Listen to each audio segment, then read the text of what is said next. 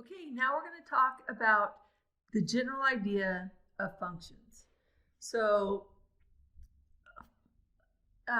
it's a little bit complex, but one thing that parts of understanding of what functions are is understanding what the behavior, the end behavior of the functions are. And there are, I think, close to 16 basic parent functions that from Algebra 2, well, starting in Algebra 1, but Algebra 2 up through college mathematics, you'll be dealing with these parent functions. And here are some things that you need to know. For something to be a function, this is how you know. You can do a vertical line test. So if you took a vertical line and you were to everywhere through that function, if the vertical line only touches that function in one place, that graph in one place, then it's a function. So a quadratic function that we see here is the graph of a quadratic is a function. Some graphs are continuous, some graphs are not, but within a certain domain, and I'll go ahead and explain that. So continuous functions are polynomial functions. So the linear function, parabola function, those graphs are going to continue on and on in both directions, left and right. Those are called continuous functions. There's no reason for that graph to stop. Some graphs are discontinuous. So for example,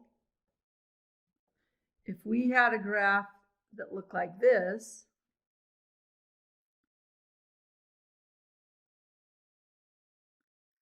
notice there is the graph gets really close to the y-axis in both directions, going this way and going that way, but never touches the y-axis. There's a break. That break is called an asymptote.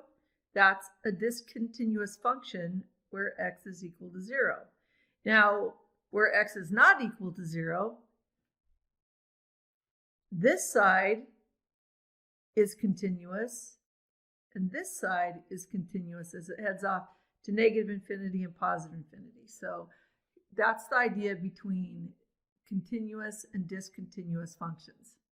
Okay, I'm going to put the parabola back up there.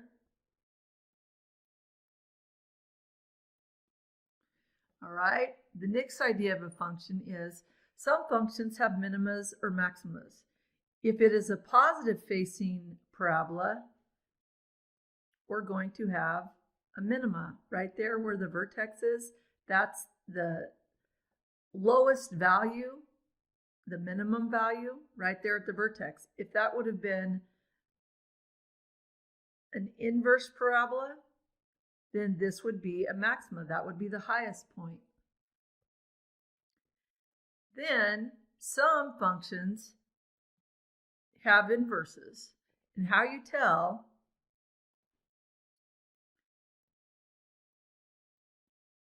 if you do a horizontal line test,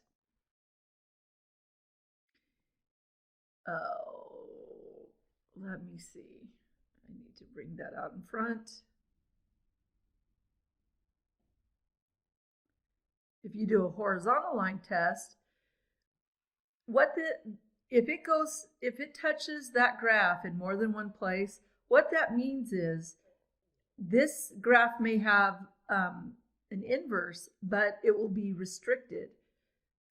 There will only be certain parts of a domain of a function. In order for a function to truly have an inverse, it can only touch the graph. For the horizontal line test, it can only touch the graph in one location for it to have a true inverse without any restrictions. Okay, so that's kind of the general overview, and then we're going to take a look. I'm going to make the screens a little bit bigger, but we're going to take a look at the basic trig functions. So let me just do There we go.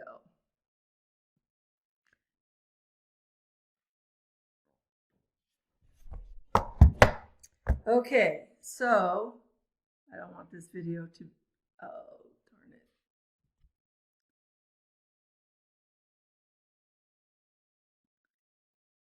All right, so the linear function where y is equal to x or f of x is equal to x, notice the x value goes on and on in both directions, so negative infinity to positive infinity, that's the domain. The range, look at the graph in both directions is infinitely going down, infinitely going up, domain and range. So there are 16 of these graphs, I think.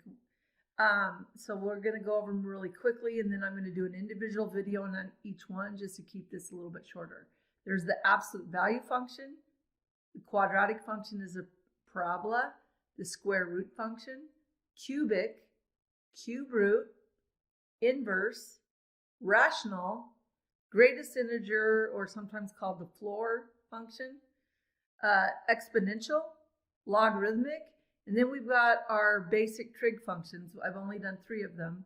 This red graph is the sine function. The blue graph is the cosine, and this one is the tangent graph. And we're going to talk about their domains, ranges, and if you're in Algebra 2 or higher, all of these parent functions, their graphs, their domains and ranges, pretty good idea to have memorized or be practiced enough that you don't have to memorize them. All right, that's it for this one.